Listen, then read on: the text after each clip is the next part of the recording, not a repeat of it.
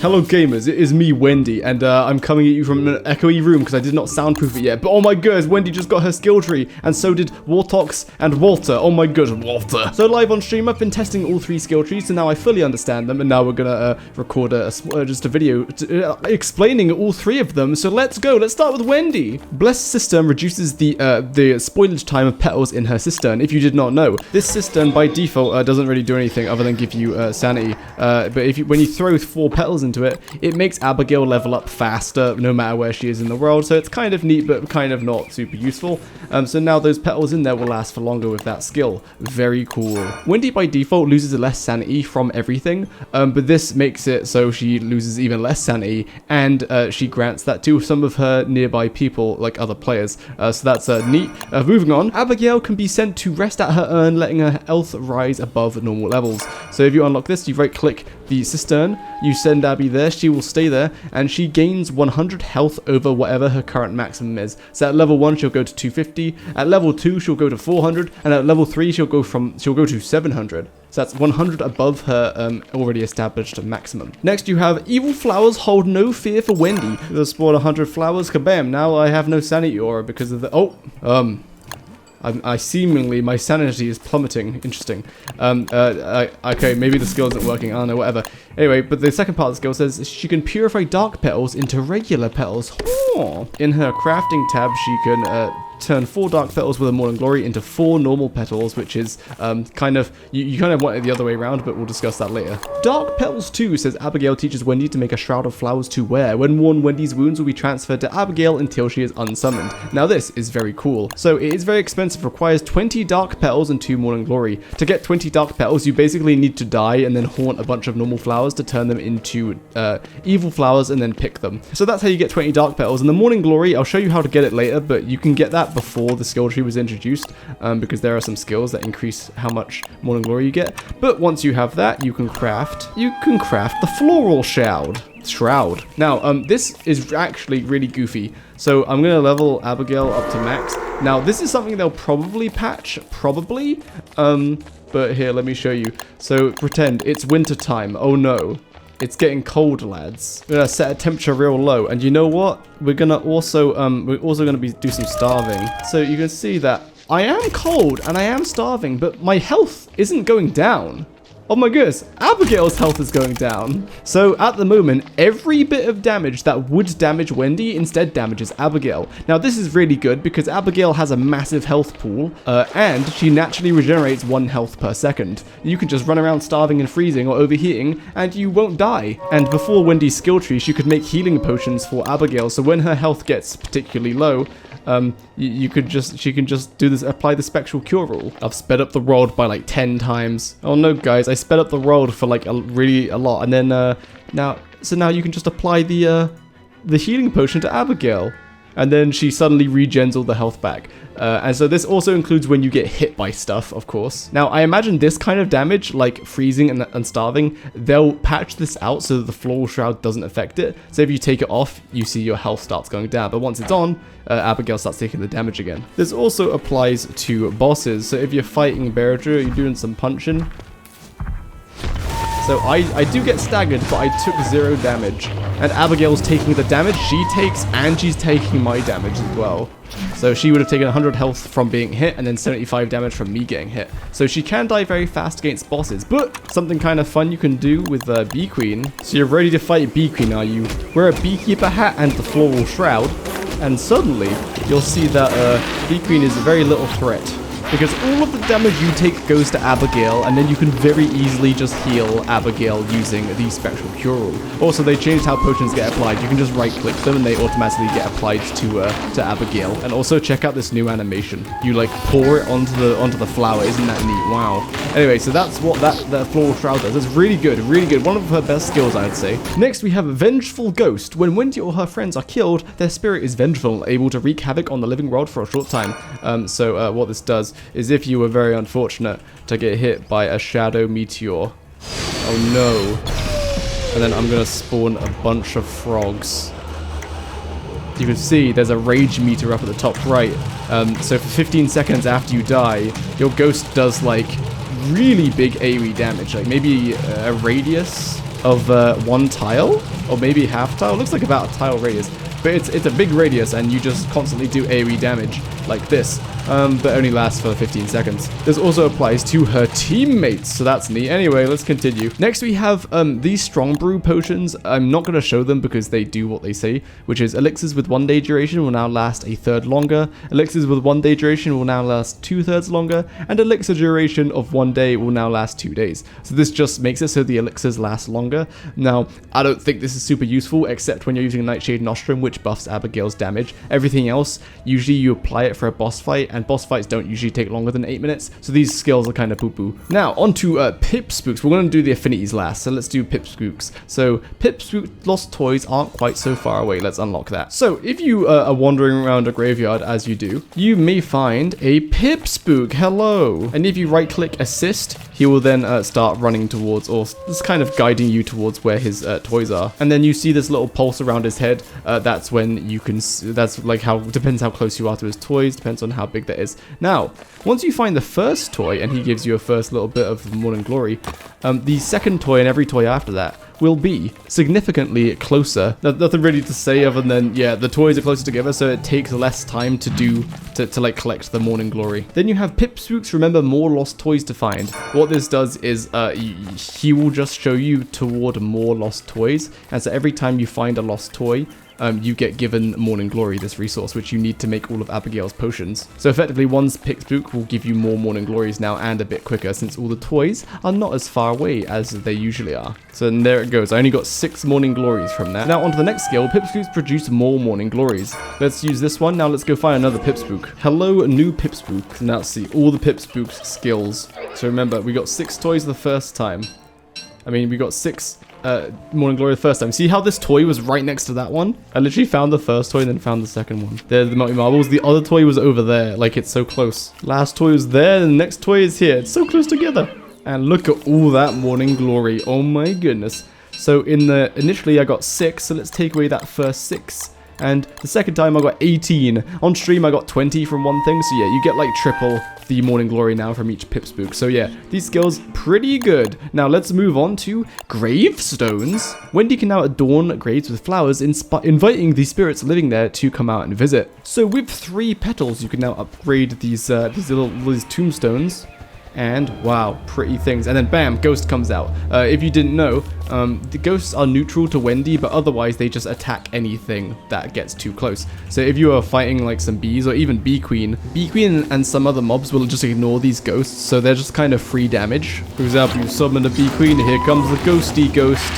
And bam, you get some free damage. There it goes, it's attacking now. And then when the ghost dies, for whatever reason, it just instantly respawns from the grave. I don't know if that's intended. And then I believe the graves stay decorated for 6 days, so you have a constant fuel of ghosts for 6 days. But there's one limitation. You can only have 4 ghosts at a time, like this. So moving on to the next skill, because we're still not done with ghosts, Wendy can now dig up gravestones and relocate them. So this is actually kind of terrible, but also quite funny. Make a shovel, and Wendy can dig up the headstone, and it digs up the headstone and the grave. And if you dig up the grave individually, it will remember that, so you can't like duplicate, like grave digging like that. And then you get the same graves that you dug up. Then you can plant them really close together wherever you want, like at your base, for example. And then you can use the last skill and upgrade all of them. So now you have a constant supply of ghosts that will defend you from like hounds and stuff, which is actually kind of neat. And also you can have them join boss fights because, like I said, bosses usually ignore these ghosts, so it's just kind of free damage. But also, like I said, you can only have 4 ghosts at a time. I managed to get like 5 ghosts at one point, but I'm pretty sure the limit is meant to be 4. Yeah, so I upgraded that one, but no ghost came out, so yeah, there's the 4 limit. On to the next one. Wendy can now make her own gravestones. Now, some people got confused with this, so let me explain. So Wendy has a gravestone that requires cut stone and dark petals, and then once you build it, you can't actually put it anywhere until you have a skeleton. So if there's a skeleton on the floor, then you can build the gravestone directly on top of the skeleton, and then bam, you have now made your own headstone, which you can then dig up and place wherever you want. And also, so you can also just dig up the grave of this headstone that you just made to get random loot, just like a natural gravestone. So yeah, you can kind of farm the graves if you want to. You just, oh my goodness, I got a purple skin. So yeah, if you just constantly kill yourself and have skeletons, you can just build more and more graves. That's pretty neat. And that's enough with graves. Now let's move on to Abigail controls. Wendy can remind Abigail she's a ghost, able to be unseen by her enemies to escape bad situations. So what this does is you have this escape. And what it does is she will just kind of follow you and run away. So no matter what she's doing, if she's fighting 10 entire frogs, say, no Abigail, it's time to escape, and she'll just follow you. She'll prioritize following you. And also, it looks like it de-aggroed the frogs. Then we say no escape. Yeah, interesting. It de-aggroes the frogs as well, so that's an easy way to get Abigail out of trouble. Although it's quite easy to just like do that. But it's technically faster to use the escape command. Oops, I crashed the game. And we're back with an uncrashed game. So the next control, Abigail can dash to anywhere Wendy needs reinforcements. So you hit whisper and now you have attack at. So you can like hit attack that and then, or attack at, and then it sends Abigail over there to attack whatever. Attack at, over there. It will literally attack the frog. So it only sends her over there. She won't actually attack things over there unless they're aggroed on you, or like, I think the idea is that if you're fighting and Abigail's off somewhere else, you just hit attack at and then she goes and attacks stuff. Or at least it summons her to that area. Very cool, Toolboat getting annihilated. On to the next skill. Abigail can use her powers as a spooky ghost to scare things. This one's actually kind of neat, so you can use the scare command, and it scares non-boss mobs. It has no effect on bosses, and the scare seems to last for 5 seconds, and then it wears off. Let's try it again over here. Scare. Boom, Toolbird got scared. Sick. So those are the Abigail controls. You have 5 controls when you're maxed out. So you can rile up, and then you can, it's meant to switch from rile up to soothe. Alright, so now, for Wendy, we only have the affinities left. So we're going to start with the worst one. So this will be a struggle to show you because it's kind of hard to see. So first of all, Abigail attunes with shadows and earns some planar defense. This isn't a big deal because if Abigail has to tank something, you want to hope it's not a boss, because, you know, if a boss, say if we get, with this planar defense, mutated Bearager is still going to do a ton of damage to her, so she still gets annihilated. So this planar defense doesn't really do a whole lot. She's still only really good against like lots of little mobs, because and the reason why she's good with the small mobs is because of her invincibility shield. So every time she gets hit, her shield gets activated, which blocks all other damage for like half a second or something. So you can see that like noise, which is quite loud, that's something hitting her shield. So the way she blocks her damage is by that shield. So planar defense doesn't really do a lot. She still blocks the most of her damage through that shield. On to the next affinity skill. This says Wendy can craft an elixir infused with shadow magic that increases Abigail's vex duration. Now, if you're a Wendy main, you will know that this potion, like, has absolutely no use, because watch this. Let me summon, you know what, where's that toolbird at? So if you don't know what Abigail's vex is, you see these petals around the enemies that she fights? That grants Wendy a 1.4 times damage multiplier, and it grants everyone attacking that enemy a 1.1 times multiplier, including Wendy. So if I were to use an axe and unsummon if I were to unsummon Abigail, 20.4 damage. With the vex active, I do 31.4 damage. Now, as you can see, the vex lasts for like a second and a half, but Abigail attacks once every second, so the vex is always up. So then this potion says that it'll extend the time of the vex, but that doesn't do anything because Abigail already attacks fast enough to constantly refresh the vex. So if I apply this potion where she gets the vex, Abigail attack. So, like, nothing extra is happening. You see, nothing extra happens. I'm still doing 31.4 damage, or it says 46.4 when I hit with Abigail. So nothing extra happens, but, so the only notable thing is if I unsummon Abigail, you can see the vex stays around for a lot longer. So all this really does is if Abigail stops attacking for some reason, the vex hangs around for longer, but Abigail attacks often enough so that, like, the vex will never go away unless she dies. But if she dies, you're probably going to walk away and summon a new Abigail and heal her, right? So this potion is stupid and doesn't do anything. On to the next one. This says dark magic is released whenever Wendy uses the murder action that creates a burst of planar damage when it hits Abigail. Now, this is really hard to digest and it's really hard to show, but I'm gonna try. So if I have something in my inventory that I can murder, like some butterflies, I'm gonna do it without an enemy just to show you. So if I murder this butterfly, watch Abigail, right? Watch Abigail. See, like the very brief, like, shadow magic going around her? If something hit her while that shadow magic was there, they would get hit for, like, 70-something planar damage, I think. And then as they go to hit her, I'm gonna murder something.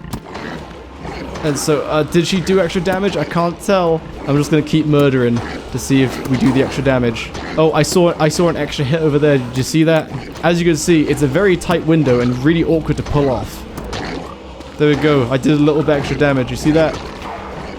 There. I did a bit more extra damage. Yeah, so basically, it's a very short window. It's really hard to pull off, and it's not worth doing. Because you have to catch things to murder to make her do a bit of extra damage. Like, I would have done more damage if I just attacked with Abigail, right? So anyway, so the Shadow Affinity for Abigail is, like, pretty useless. Like, the first affinity, which is actually really quite useless. Now, I must despawn, because now it's time to show the Lunar Affinity. Now, the Lunar Affinity says, Abigail attunes with lunar energies and earns a planar defense. This is the same as this. It doesn't really matter. It doesn't really do a lot. Then you have Wendy can craft an elixir infused with lunar energy that gives Abigail a boost of planar damage for its duration. Now, a boost of planar damage, that sounds kind of good, right? And it is kind of good. It gives Abigail plus 5 planar damage on every single one of her attacks. So 3 Morning Glory and a Pure Brilliance. See, 15 damage, and then we're going to give her the potion, and now she's doing 20 damage. That's because it just added 5 planar damage to her attack. So that's cool. But you know what else potion is better? Yeah, Nightshade Nostrum. Nightshade Nostrum makes it so Abigail gets her nighttime damage, which is 40, which is substantially, like, the much bigger increase than just 5 planar damage. So this potion seems good on paper, but if it's not nighttime, then you're better off using Nightshade Nostrum to buff her damage up to Nightshade Nostrum levels of damage. So again, potion potentially useful, potentially not. Now, we have one skill which had people up in arms to the point that they nerfed it. So, this one says Wendy can use the moon dial during a full moon to fill Abigail with lunar energy, turning her into a Gestalt. The moon dial can restore her ghost status during a new moon. So let's unlock this, make a moon dial, and then, oh look at that, it's a full moon. So then you can mutate Abigail and she turns into a Gestalt. Now, what does this do?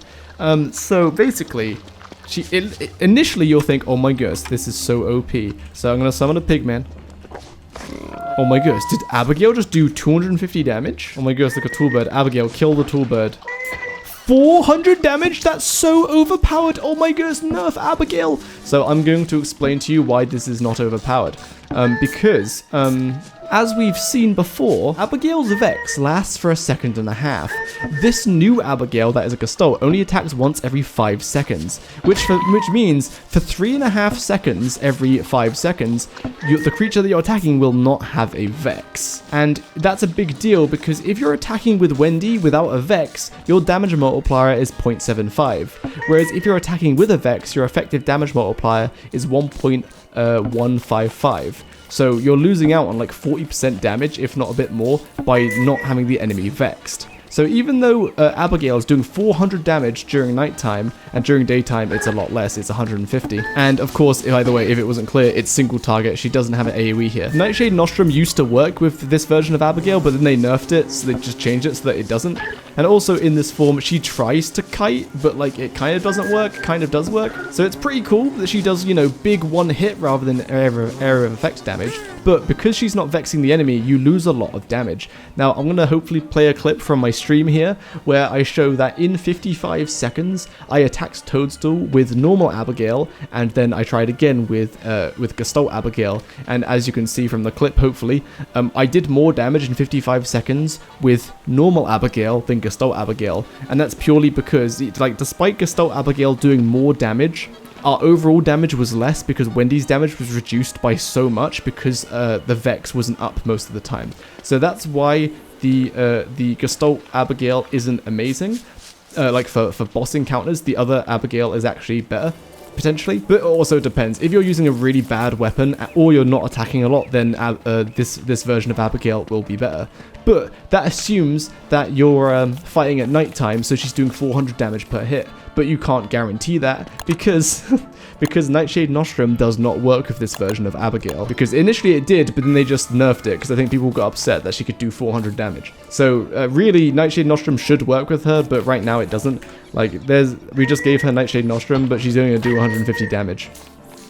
Oh my gosh, she missed. Do you see that? But otherwise, if you're running around day to day, like, it's pretty funny seeing Abigail, like, punch pigs for 150 damage. So TLDR is this looks good, but against bosses, normal Abigail's better because of the Vex. And also, you might think, oh, but Jakey, why don't you use the Vex extending perk with this version of Abigail? Because they would fit. They would synergize so well. Well, if you remember, this potion that increases her Vex duration is shadow aligned, so you can't have both of them at the same time. Although, if you have the shadow alignment, you can make the potion, then switch to the lunar alignment, and then you can have this Vex, because then you can apply the Vex to her. So now if you spawn a tall bird, the Vex hangs around for a long time, even though she's attacking once every 5 seconds. So the two synergies, the two affinities actually synergize very well together. We've covered all of Abigail's stuff. If you have any questions, make sure to leave a comment. Now we're moving on. We're going to move on to Walter. Now, Walter has a really good tree now. It's really good. Yeah, it's pretty good actually. So, before I forget, we're going to go with the biggest change first. So we've got the Slingshot upgrades. So learn to craft the Slingshot field kit and some basic parts. I'm just going to unlock all of this. Learn to craft a rubber band mod that improves your firing distance.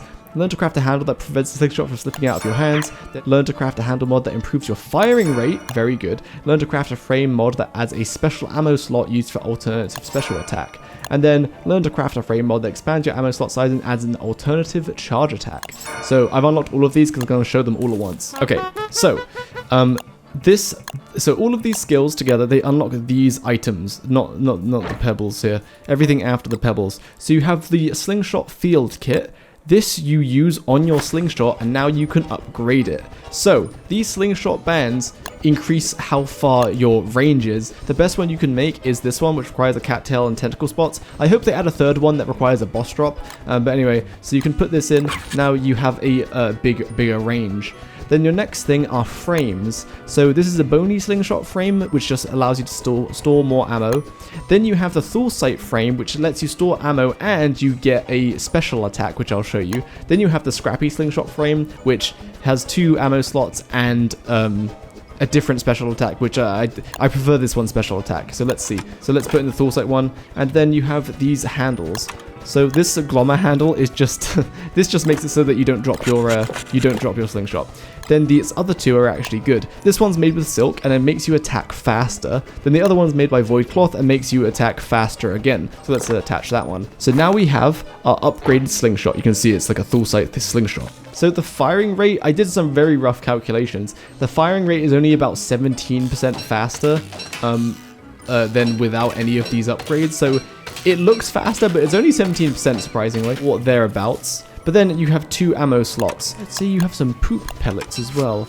So you can put poop pellets in like one, and then normal pellets in another one. So if you right click, this will fire the poop pellets, the one in the top slot. And that's your special attack. It has no cooldown, but it's just a long range attack. The range, as you can see the ball disappear. It's about one screen, and then it disappears. So you can hit things from really far away. See this bird? Hiya!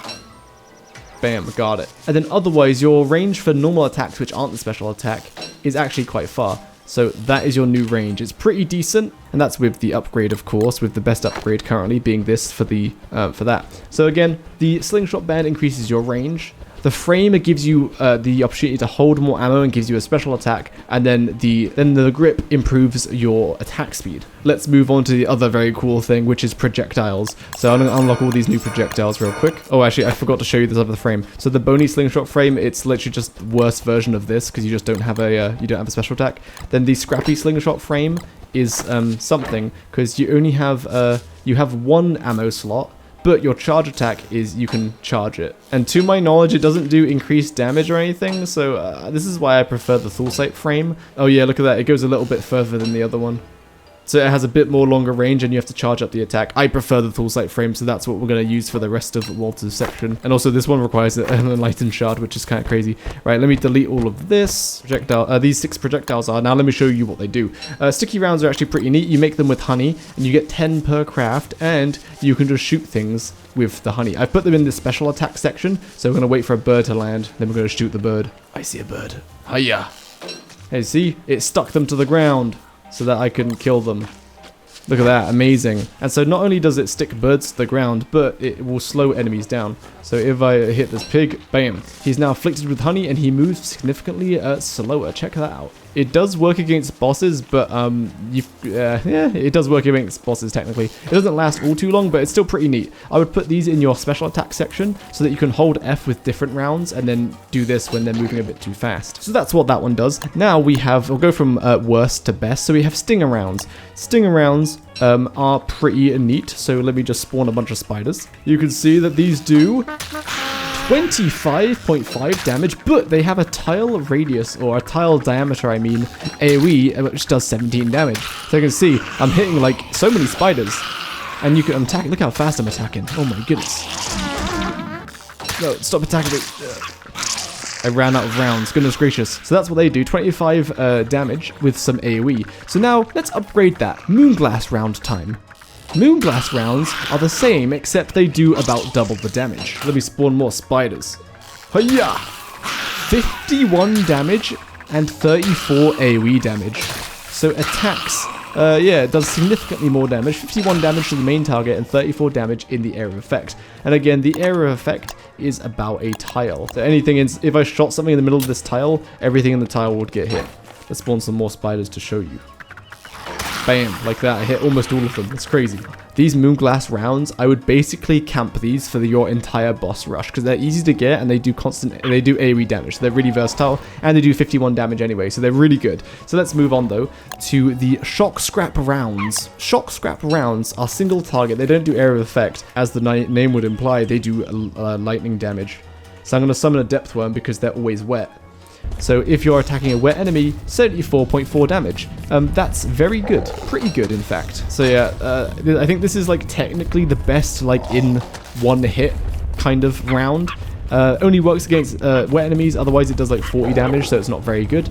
Anyway, so let's move on to the next one. Next we have gunpowder rounds. These are quite funny. So with one gunpowder, you make 10 gunpowder rounds, and these are, well, you fire off gunpowder, and it doesn't do area of effect, even though it's an explosion, but it doesn't do area of effect.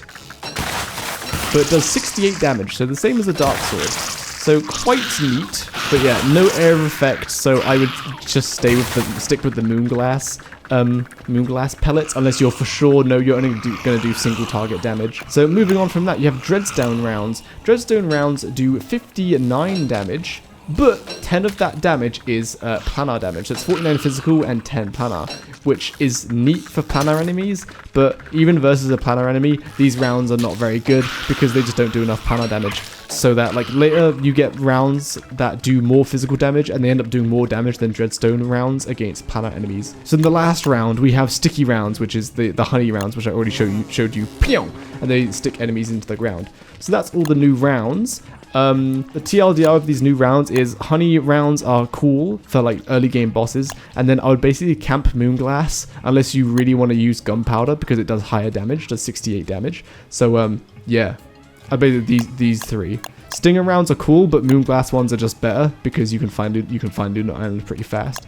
So I would recommend Moonglass, gunpowder, sticky rounds, and shock scrap if you want, but you can see their recipe is quite expensive. But the shock scrap recipe requires scrap and a saffron feather, which is you have to kill a canary, which means you have to make a scarecrow to spawn them. So to craft ammo slightly more efficiently. So before, one craft would make you 10 lots of ammo, but now if I craft with one moon shard, I can craft 20. Oh, that's pretty good, and that goes for every ammo type. So now for every craft, you get 20 pellets. So you get double. But what if I unlock the next skill? Well, now, if I drop these, for one craft and one moon shard, I make 40 Moonglass rounds. 40! And in this upgraded slingshot, you can hold 60 pellets at once. I feel like we haven't seen the speed of this slingshot proper. So it looks quite significantly faster, but from my calculations, my rough calculations, it's about 17% faster. And as a comparison again, I did a test on stream fighting a tree guard versus someone who's using a tentacle spike with someone using moonshard pellets. And meleeing is still technically better DPS, because, you know, you still have, even though you have to kite, you just attack faster. Like, meleeing is just faster still. But the slingshot is still cool. It's definitely been improved. And then one thing which is an old round, but is actually still the best one, I'm pretty sure, is cursed rounds. So one craft also gets you 40 of these cursed rounds. Now these cursed rounds are good because they deal an entire 51 damage, but they have a 50% chance of spawning a tentacle, and this tentacle does 34 damage twice. So here comes the tentacle, whip, whip, and it does 2 lots of 34 damage, and then it will despawn. So if you run the numbers on that, that's 34 damage twice, but it only happens 50% of the time. So it's 34 damage plus the initial 51 damage. That's 85 damage per shot. But that assumes that the tentacles will actually hit the boss. Luckily for us, we have some rounds to slow them down easily, so that the tentacles actually hit the boss. And then I start shooting with this. This honey slows him down enough so that the shadow tentacles will indeed hit him until the honey runs out. Then you have to refresh it. But you can quickly refresh it with just a quick hit with a special attack. Like that. Bam. Just quickly do a special attack. That way you don't have to switch between rounds. It's pretty neat. There you go. You see the tentacles hitting Beardrew. So here you go. The honey slows bosses down enough, or at least Beardrew, so that the tentacles do actually hit. Because that was the biggest problem Walter had, is the tentacles with full sight rounds would miss. But not anymore. So next we have the Learn to Craft Icky rounds. These rounds greatly slow down creatures. And then you have Learn to Craft the Bright Shade Husk rounds. These don't work at the moment, but I imagine what they'll do is they'll force enemies to stay where they are for like 5 or 10 seconds. Like, they won't be able to move, they'll be ensnared. But the Icky rounds do work, so let's use those. So these are the Icky rounds. They require 1 Ica jar, which is 1 bottle. If you have the pellet efficiency skills, you make 40 of them per craft. So very cheap. So no more honey rounds. Now you use Ica rounds. So check how much it slows these bosses down. Let me just shoot Beardrew real quick. Oops, I shot a bird. Shoot Beardrew. Oh, shoot Beardrew. Bam. See how much slower he's going? So, yeah, Ica Jar is very good. This is going to be your ultimate setup as Walter, I reckon. No gimmick rounds, just use Icky rounds to slow them down, and then just keep firing. Now, these Icky rounds, they last for 2 minutes! So this boss is slowed down for 2 minutes. So much better than the 5 seconds or so from the honey rounds. And no kiting, only range attacks. Very cool. So you have Woby training. Learn to craft the Woby training station unlocks the basic version of every training badge. So if we craft this real quick, it is in Walter's tab right here, Woby training station. So when you customize it, you have 4 skill points to assign to Woby. So agility, it makes him run faster. Bravery means he can take more damage before he kicks you off when you're riding him. Support greatly decreases the loss of sanity when taking damage while riding a Woby.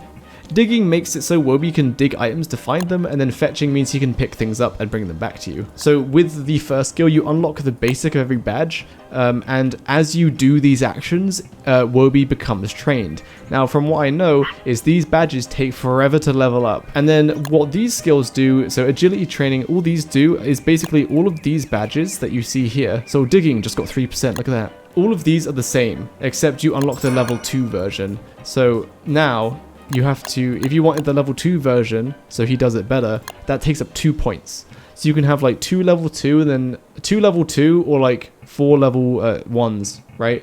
So agility just makes him run faster, so that's pretty good. And after that, I don't know, you'd probably just go for like fetching and digging. So that is to say, this Woby training tree isn't super amazing, and I don't know how to make it work at the moment. Like fetching things. If I pick up a moon rock, will he pick up a moon rock? Yeah, so you just picked up a moon rock and he stored it in himself. Amazing. If you were to do this, I would just unlock agility training too, because it makes him move faster. But most people advocate for just getting a beefalo anyway and ignoring Woby. Unlucky Woby. Anyway, we've explained all of Walter's stuff. Basically, Moonglass rounds are good, Gunpowder rounds are good, Full Sight rounds are still the best, and unlock all of this upgrade for your Slingshot and upgrade the Projectile Pro and unlock Ickers. Alright, on to Wortox. I did a lot of experimentation with Wortox, and it was quite fun, so you can go watch the VOD if you want to see all of it, because I'm going to give you a very brief version. So, you have an interesting mechanic on Wortox's tree. You have the naughty and nice section. This is the nice side of the tree, this is the naughty side of the tree, then you have a neutral side. So let's, oh man, there's so much to unpack here. Let's start with the best skill. So souls are created and attracted to you from further away. So souls only appear if Wortox is within the radius. So now it's a bigger radius. I'm not going to show it because it doesn't matter. That's That's what that does. Souls will last longer while being attracted to you. So normally souls time out if they take too long to get to you. So this just extends that timer. Not going to show it because it does exactly what it says. Now to unlock this, I need to do some other skills. So let's unlock this. Soul Decoy. Soul hopping for the first time leaves behind a soul decoy to draw the attention of nearby attackers targeting you. So we summon a spider, we punch it. Oh no, I'm being chased by spiders, then I teleport. Oh yeah! You see that? There's a Jakeyosaurus question mark there. So whenever you soul hop, not soul echo, but soul hop, then a decoy will appear. So that's what that does, pretty neat. Then it says soul decoys will stay around for a bit longer if they are unharmed. But from all of my testing, the soul decoys just always die because they just immediately get attacked. You see that? They just immediately get attacked, so they just die. So this skill isn't super useful, but it leads on to another skill that is useful. Oh, I need another thing. I'm going to unlock this just to unlock these. Alright, so then we have Soul Decoy 3. Soul Decoys will now explode and inflict damage on things lured by it, attacking you upon expiration. Then it says a held knapsack will lend part of its damage to the damage dealt. We'll get to the knapsack in a bit. But now, it explodes and does 51 area of effect damage. That's right, area of effect. Oh yeah! Bam, area of effect 51 damage. There you go. So that's what that does. Now, you know what? We'll talk about the knapsack before I show this. These skills are really good. So let's show this. Knapsack. You've hung around Krampus enough to create a knapsack for your own item-stealing desires. Packs a punch depending on how full your inventory is. Pure Brilliance and Horror add planar damage. So with 4 souls and 2 silk, so quite cheap, 4 souls, 2 silk, let me just cheat, you make the knapsack. Now, this does not do a lot of damage to start with. 13 damage, so not very big. If you fill up your inventory with anything, you can, if you watch the sack, it will expand the more inventory slots you have used up. Bam, that's its maximum size, so you can have 4 inventory spaces free and you'll get the maximum damage, which is only 34. That's not very good. Don't worry, it will be improved. So if you also have some Pure Horror or a Pure Brilliance, it also just gets given plus 5 planar damage. Yeah, plus 5 planar damage. So that's its max damage at the moment, being 39. Now let's keep reading. Learn how to craft and use a soul jar to store souls for later use. Soul jars will leak souls over time when not in your inventory. So these soul jars are actually really good. So you've got an empty bottle, marble, and red gem. You can craft as many of these as you would like. I'm gonna craft 5 for now. You will see why in a second. Oh yeah, also something the knapsack does, which I didn't show. If you have like a bunch of stuff on the floor, let me just spawn 201 grass, then I nab it. Oh, it broke. But it can pick up to 200 items at a time. So yeah, you pick up items very fast with the knapsack because it just grabs everything on the floor. Hiya. Yeah, just like a Krampus. So let me nab all this stuff on the floor. Yeah, no room for it though. Anyway, so these soul jars let me do some cheating. So you know how before you were limited to having only 20 souls? Well, now you can just store them in jars. So now you can store 40 souls in each jar and you can have as many jars as you'd like. And there's no downside to holding these jars other than, well, they take up your inventory space. And if you drop them on the floor or they're just basically not in your inventory, they will slowly leak souls. How slowly? Not sure. But basically you don't really want them anywhere except in your inventory, and you cannot bundle them, so you can't store souls like permanently for later. You can release a soul directly from the jar, which is actually kind of neat, and you can eat one directly from the jar, so it does count as like a proper container. Souls don't get automatically stored in them, but you can see which ones need souls, and then you can of course have 20 souls in your inventory alongside those jars. But if you try to pull out some souls, it won't let you. When you're full of souls. There you go, you can now carry a bunch of healing with you, so these soul jars are actually pretty good. Now let's move on. So next is holding filled soul jars increase your maximum souls allowed to be held at once by 2 each, stopping you from overloading of soul power. This works up to 5 filled soul jars. That makes sense why I got 5 now. So because I have 5 jars and I get 2 extra souls per jar, I can now hold 30 souls in my inventory without overloading. So before, you could, if you held over 20 souls, it would drop half of them. Now instead of 20, it's 30 because I have 5 jars full of souls. Again, it takes up your inventory, but it's pretty neat. But here is the good skill. You have holding filled soul jars increases the damage of the knapsack. This works up to 5 filled soul jars. So with this and a full-ish inventory, so again you can have 4 slots empty and you have the maximum damage, but now I have 5 soul jars filled up. Let's see how much damage we do. 73. Oh my goodness. So that's 13 items or something, with 5 of them being soul jars that are fill up and a pure horror. Without the pure horror but the full inventory, you do 68 damage, the same as a dark sword. So 73 damage makes it's a pretty good weapon until you unlock like the Shadow Reaper and stuff, because then you'd rather just use that. But it's a pretty decent weapon. But is it worth you sacrificing 5 inventory slots to hold jars? Probably not, because in reality you'd maybe have 1 or 2 jars for backup souls, not 5. So that's up to you whether you think the knapsack is worth it. But we're going to be moving on now to souls attracted to you will hurt other creatures with souls along its path. A held knapsack will lend part of its damage to the damage dealt. So remember, I'm at maximum damage. Now watch this. I'm going to spawn 100 spiders and watch the chaos unfold. Oh, that spider died. Oh, look it. The soul traveled through them and dealt damage to them. Interesting. Oh my goodness. Oh look, more souls. Oh my goodness, more souls are coming towards me. Oh look, more souls are coming towards me, and all of them are dealing damage to spiders. Look at all this damage that's being dealt. Oh my goodness, this is insane. Look at all that damage. So you can see now what the skill does. So when souls get attracted to you, they do damage to anything that they travel through. Now again, I'm at maximum damage, so they're dealing 30.6 damage. Without this, they do about half that. Yeah, 30.6 to 17, so about a little bit more than half. But now, what's this? Souls attracted to you will repel away initially before coming back towards you. Now, this is where it gets kind of insane, because now your souls, which do damage, now turn into boomerangs. So let me just kill a spider, and you can see the soul goes away from you, then back. So it effectively does like a few rounds of damage, penetrating deeper into these spiders. So you can see the souls go back, and then they come towards me. And now we've got a chain reaction of spiders dying. Isn't it beautiful? Look at this. You do need to be close enough to the souls for them to see you before they'll travel to you, but look at this massive chain reaction I'm getting. Now, if you're an insane person, you can catch something like 40 butterflies. Look at all that damage. So all that was I had caught 20 butterflies, dropped them in front of Berger. Berger killed all of them. So there was 20 souls traveling around Berger, or in and out of Berger because I was teleporting. And yeah, it does a ton of damage because every time it passes through them, it does, yeah, 30 whatever damage each. And then it hits them twice every time they pass through because Berger is big. And then I teleport back, so they just go right back through him. Eventually the souls time out, but they didn't time out fast enough so that Berger didn't die. So that's something stupid you can do with this new ability, but otherwise it just creates a massive chain reaction if you're fighting like a bunch of spiders or like a bunch of small enemies. It's pretty neat. Beautiful. Now, because I've unlocked a lot of naughty skills, you can see that I have unlocked this. This is the Naughty Inclination. This says healing and sanity gains from dropped souls is decreased. Sanity loss from eating souls is decreased.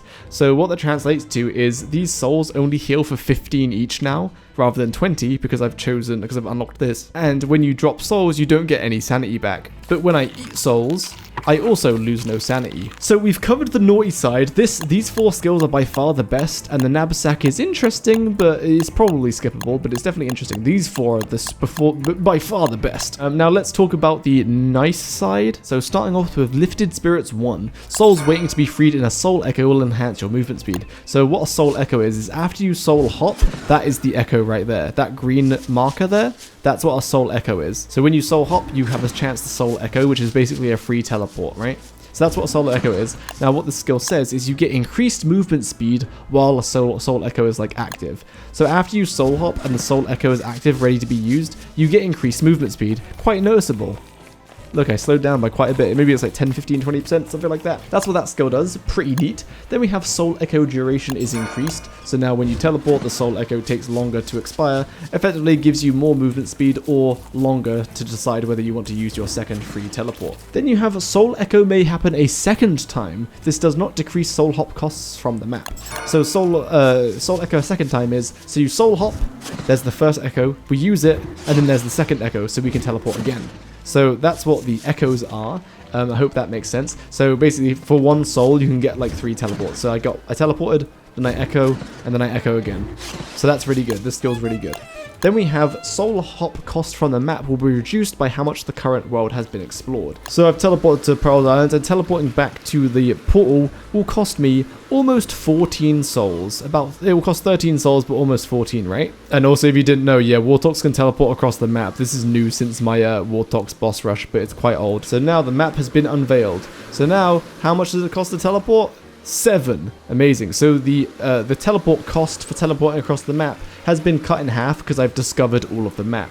In reality, you won't discover all of the ocean, so maybe a 25 or 30% reduction in teleporting costs, but that's what that skill does. It makes it so you don't need to spend as many souls to teleport across the map. It's fine. It's probably skippable, but it's pretty neat. Now, let's move on to dropped souls will heal at an increased range. This does what it says. I haven't really tested exactly what the range is, but if you're in a team, people further away will still get healed because of this skill.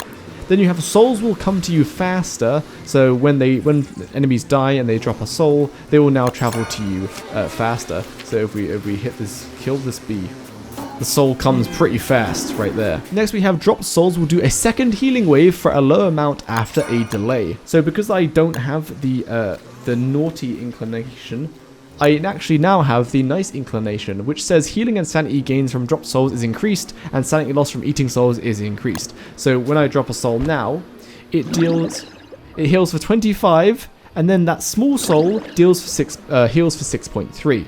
So I got a total heal of like 31.3 or something. If you had the naughty inclination, this would heal for 15 initially, and then the small heal would heal for 5.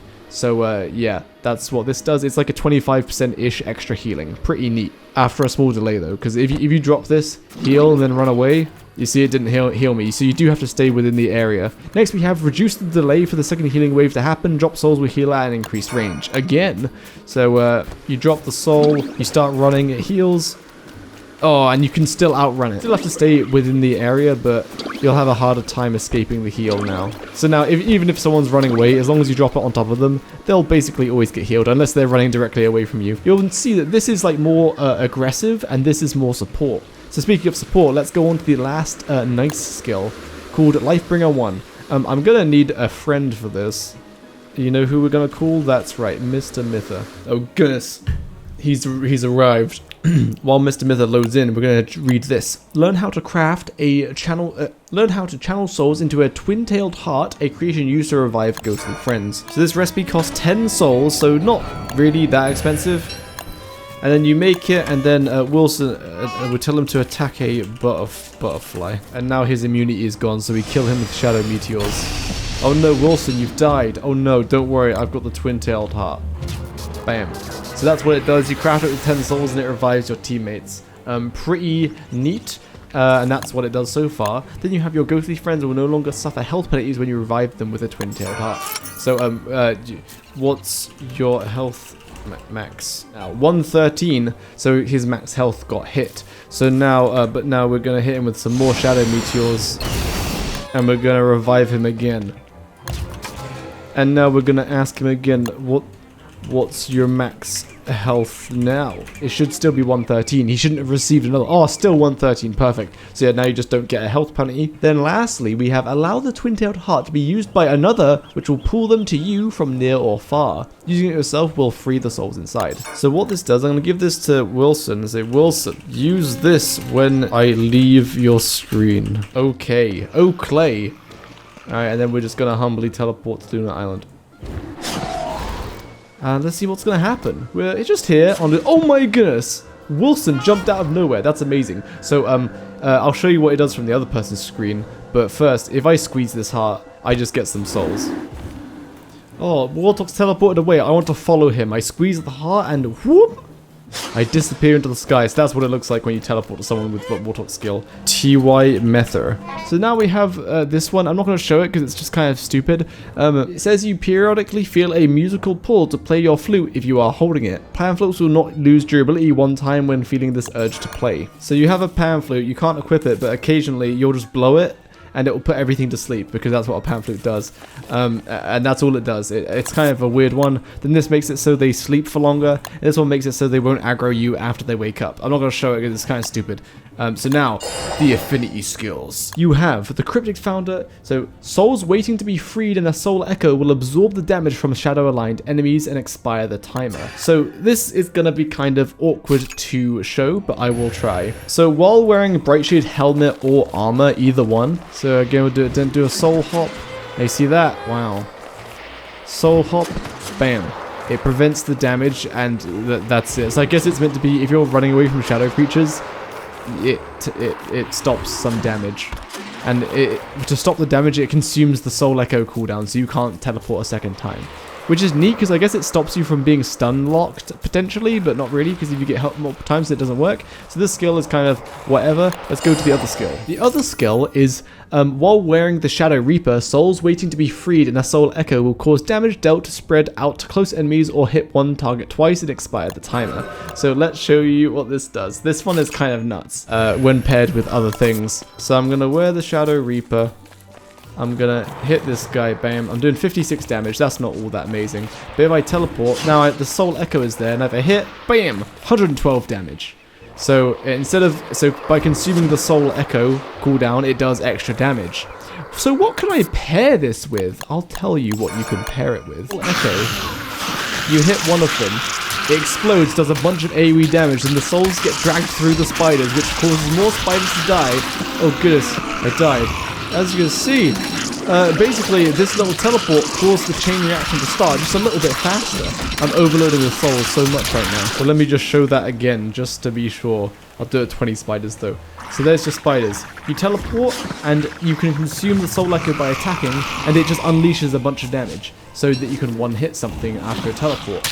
And then I attack it. See, it did a bunch of damage in air effect. You do that, then that pops and does air effect damage, and I hit and it does air effect. Then all the souls start spewing out, and the souls kill more spiders, which gets you more souls, which kills more spiders. It makes a great chain reaction. So I think I've covered all the skills for all the characters. Now I'm going to do recommended skill trees very quickly.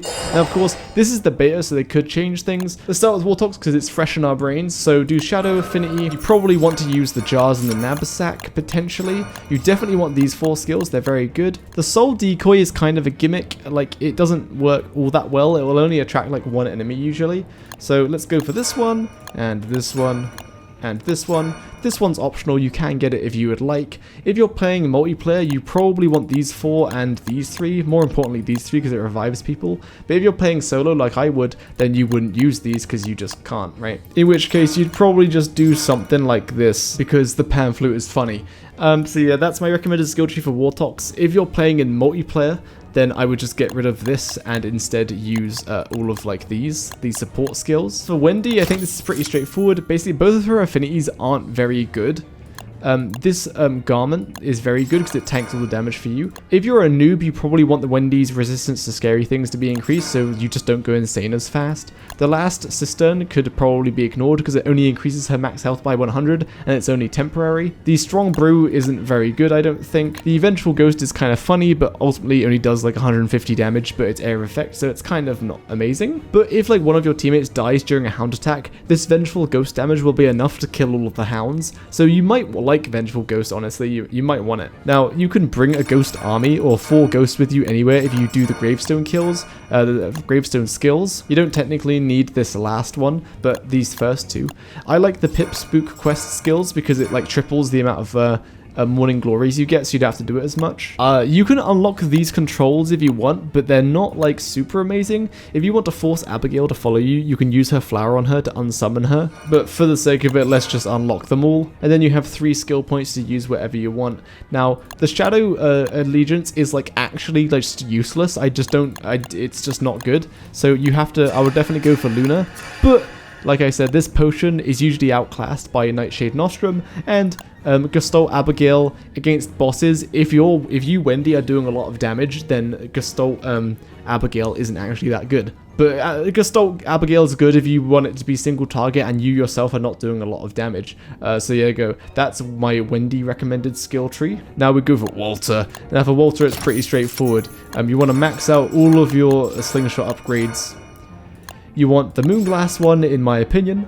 You want the honey rounds until you unlock Ica rounds. You, of course, you want the Ica rounds. And then you can get just like gunpowder. You can choose gunpowder or shock scrap. And then you want to unlock the projectile pro.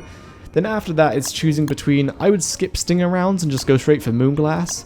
Shock scrap you can use, but you can use gunpowder or thulsite. And then dreadstone aren't very good. Like thulsite rounds do more damage to planar enemies than dreadstone does, even though that dreadstone does planar damage. So then the rest is just Woby training. So I would do Woby training with like agility and like bravery or something, so that Woby doesn't kick you off as much. But if you're going for a beefalo, then this Woby training skills, these won't do anything for you. So that's the Walter recommended skill tree. If you have any questions, leave them in the comments.